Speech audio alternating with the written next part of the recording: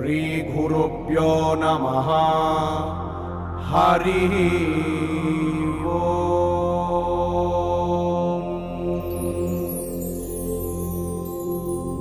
Śrīmad-Bhāgavatam, Canto 3, the Status Quo, Chapter 29, Explanation of Devotion Service by Lord Kapila.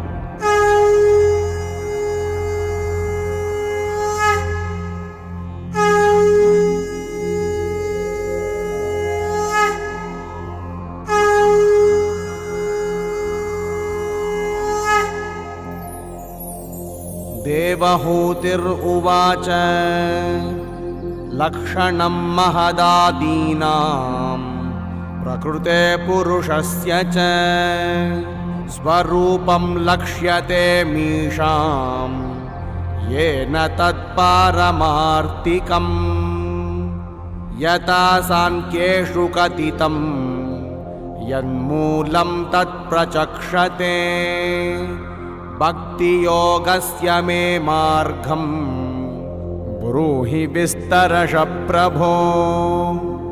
Devahuti inquired, "My dear Lord, you have already very scientifically described the symptoms of the total material nature and the characteristics of the spirit according to the Sankhya system of philosophy. Now I shall request you to explain the path of devotional service, which is the ultimate end of all philosophical systems. Virago yena purusho bhagavan sarvato bhavet achakshva jiva lokasya vividha mama samsrutihi." Devahuti continued, "My dear Lord, please also describe in detail, both for me and for people in general, the continual process of birth and death. For by hearing of such calamities, we may become detached from the activities of this material world." Khalasyeshvara rupasya paresham cha parasyate svarupam bata kurvanti yadheto kushalam janaha.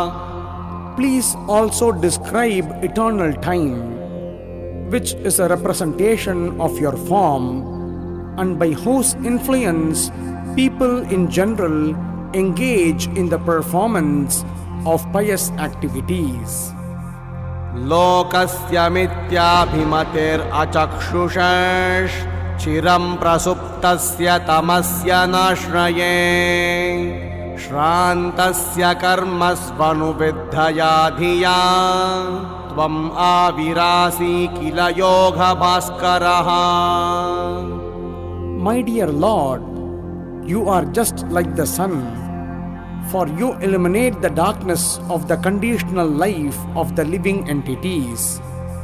Because their eyes of knowledge are not open, they are sleeping eternally in the darkness without your shelter, and therefore they are falsely engaged by the actions and reactions of their material activities, and they appear to be very fatigued.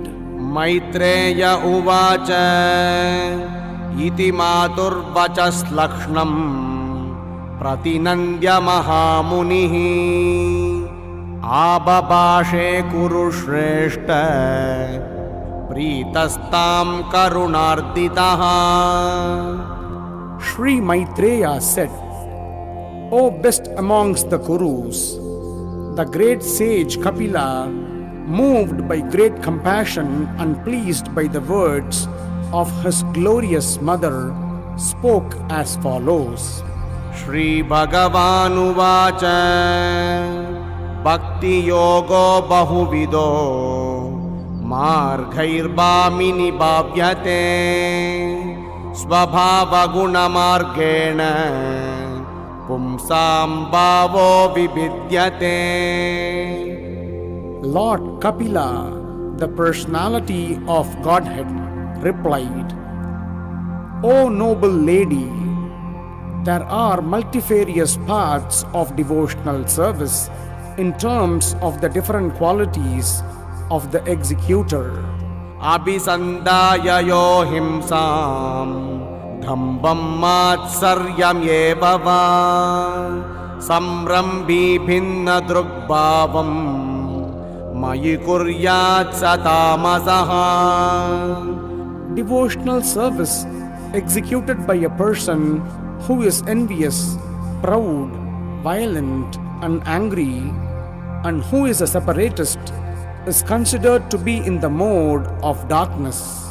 Vishayan abhisandaya yasha aishwaryameva va archadav archayedyo mam prutagbhavassa rajasaha. The worship of deities in the temple by a separatist with a motive for material enjoyment, fame, and opulence is devotion in the mode of passion. Karma nirharamuddishya parasmin vatadarpanam yajedyashtavyamiti va prutagbhavassa satvikaha. When a devotee worships the Supreme Personality of Godhead and offers the results of his activities in order to free himself from the inebrities of fruitive activities, his devotion is in the mode of goodness. Madguna shruti matrena mayi sarva guhashaye manogatir avichinna yata gangam vasombudau lakshanam bhakti yogasya nirghunasya hyudahrutam ahaitukyavyavahita ya bhakti purushottame.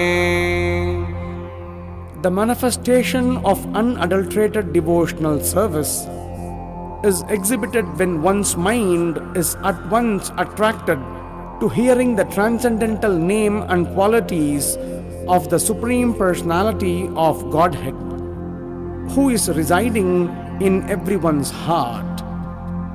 Just as the water of the Ganges flows naturally down towards the ocean, such devotional ecstasy, uninterrupted by any material condition, flows towards the Supreme Lord. Salokya sarshti samipya sarupyaikattvamapyuta diyamanam na gruhnanti vinamatsevanam janaha. A pure devotee does not accept any kind of liberation. Salokya, Sarshti, Samipya, Sarupya, or Ekatva, even though they are offered by the Supreme Personality of Godhead. Sayeva bhakti yoghakya adyantika udahrutaha yenati vrajya trigunam madbhavayopapadyate. By attaining the highest platform of devotional service, as I have explained, one can overcome the influence of the three modes of material nature and be situated in the transcendental stage as is the Lord. Nishebitena nimittena swadharmena mahiyasa kriya yogena shastena nati himsrena nityashaha. A devotee must execute his prescribed duties, which are glorious, without material profit. Without excessive violence, one should regularly perform one's devotional activities.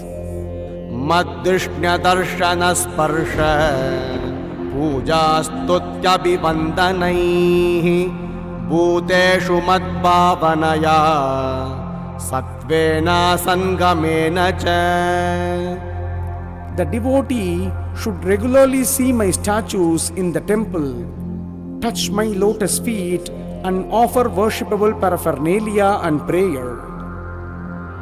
He should see in the spirit of renunciation from the mode of goodness and see every living entity as spiritual.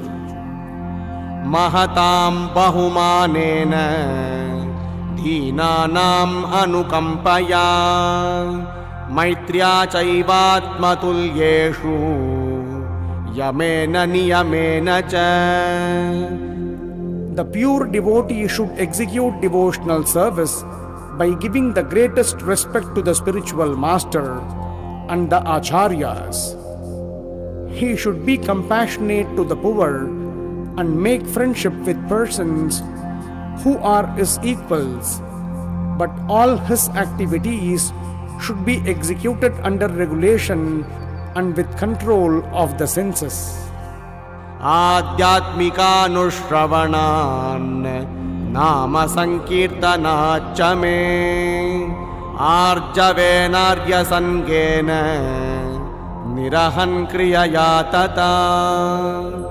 A devotee should always try to hear about spiritual matters and should always utilize his time in chanting the holy name of the Lord.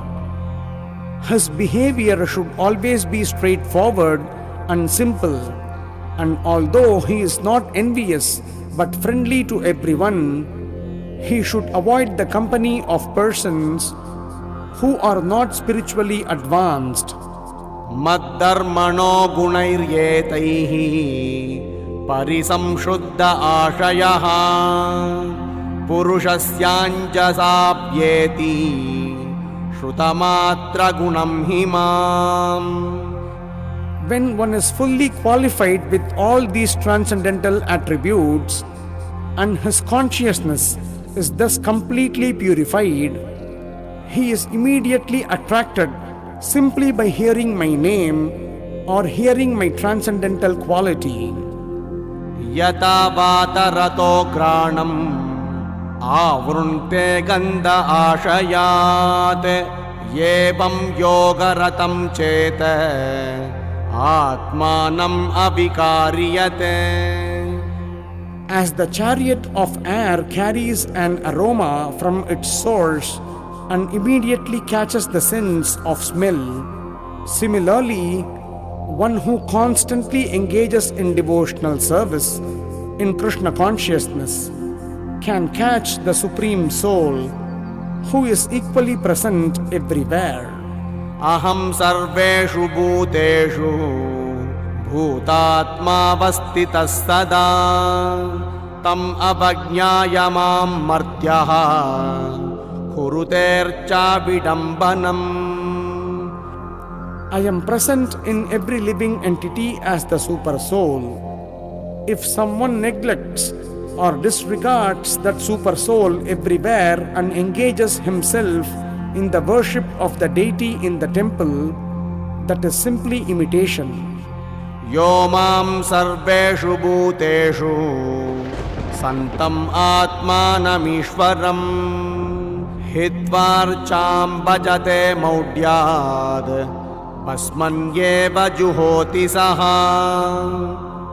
One who worships the deity of Godhead in the temples but does not know that the Supreme Lord as Paramatma is situated in every living entity's heart must be in ignorance and is compared to one who offers oblations into ashes. Dvishata parakaye mam manino bhinna darshinaha bhuteshu baddha vairasya namana shantim rucchati. One who offers me respect but is envious of the bodies of others and is therefore a separatist never attains peace of mind because of his inimical behavior towards other living entities. Aham uchchavachair dravyaihi kriyayotpannayanage naiva tushyarchitorchayam bhutagramavamaninaha. My dear mother, Even if he worships with proper rituals and paraphernalia, a person who is ignorant of my presence in all living entities never pleases me by the worship of my deities in the temple. Archadav archayet tavad Ishvaram mam svakarma krute Yavanna veda svahrudi Sarvabhuteshva vastitam. Performing his prescribed duties, one should worship the deity of the Supreme Personality of Godhead until one realizes my presence in his own heart and in the hearts of other living entities as well. Atmanascha parasyapi Yah karotyantarodaram Tasya vinnadrusho mrutyur Vidade bayamulbanam. As the blazing fire of death, I cause great fear to whoever makes the least discrimination between himself and other living entities because of a differential outlook. Atamam sarvabhuteshu bhutatmanam krutalayam arhayet danamanabhyam maitriya binnena chakshusha. Therefore, through charitable gifts and attention, as well as through friendly behavior and by viewing all to be alike, one should propitiate me who abide in all creatures as their very self. Jiva sreshta hya jivanam tata prana prutashubhe tata sachitta pravaras tataschendriya vrittayaha. Living entities are superior to inanimate objects, O blessed Mother, and among them living entities who display life symptoms are better. Animals with developed consciousness are better than them, and better still are those who have developed sense perception. Tatrapi sparsha vedibhyaha pravara rasa vedinaha tebhyo gandha vidashreshtas tata shabda vidovaraha. Among the living entities who have developed sense perception, those who have developed the sense of taste are better than those who have developed only the sense of touch. Better than them are those who have developed the sense of smell, and better still are those who have developed the sense of hearing. Rupa veda vidastatra tataschobhayato dataha tesham bahupadashreshtash chatushpadastato dvipat. Better than those living entities who can perceive sound are those who can distinguish between one form and another. Better than them are those who have developed upper and lower sets of teeth, and better still are those who have many legs. Better than them are the quadrupeds, and better still are the human beings. Tato varnascha chatvaras tesham brahmana uttamaha brahmaneshvapi vedagno yartagno vyadhikastataha. Among human beings, the society which is divided according to quality and work is best, and in that society, the intelligent men who are designated as Brahmanas are best. Among the Brahmanas, one who has studied the Vedas is the best, and among the Brahmanas who have studied the Vedas, one who knows the actual purport of Veda is the best. Arthagnat samshayat chitta tatashreyan svakarma krite mukta sangastato bhuyan adhokta dharmamaatmanah.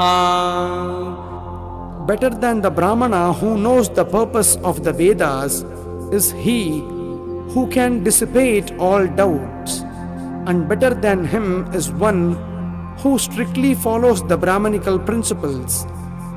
Better than him is one who is liberated from all material contamination, and better than him is a pure devotee who executes devotional service without expectation of reward.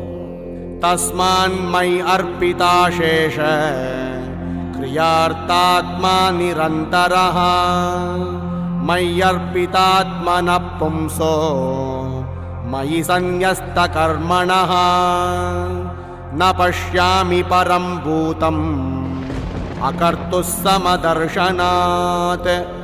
Therefore, I do not find a greater person than he who has no interest outside of mine, and who therefore engages and dedicates all his activities and all his life, everything unto me without cessation. Manasaitani bhutani pranamet bahumanayan Ishvaro jivakalaya pravishto bhagavan iti. Such a perfect devotee offers respects to every living entity because he is under the firm conviction that the Supreme Personality of Godhead has entered the body of every living entity as the Super Soul or Controller. Bhakti yogascha maya manavyudhiritaha yayoryekatarenaiva purusha purusham vrajet. My dear mother, O daughter of Manu, a devotee who applies the science of devotional service and mystic yoga in this way can achieve the abode of the Supreme Person simply by that devotional service. Yetat bhagavato rupam brahmana paramatmanaha param pradhanam purusham daivam karma vicheshtitam. This Purusha, whom the individual soul must approach, is the eternal form of the Supreme Personality of Godhead, who is known as Brahman and Paramatma. He is the transcendental chief personality, and his activities are all spiritual. Rupa vedaspadam divyam khala ityabhidhiyate bhutanam mahadadinam yato bhinnadrusham bayam. The time factor who causes the transformation of the various material manifestations is another feature of the Supreme Personality of Godhead. Anyone who does not know that time is the same Supreme Personality is afraid of the time factor. Yonta pravishya bhutani bhutair atyakilashrayah savishmagyodhiyajñosau khalakalayatam prabhu.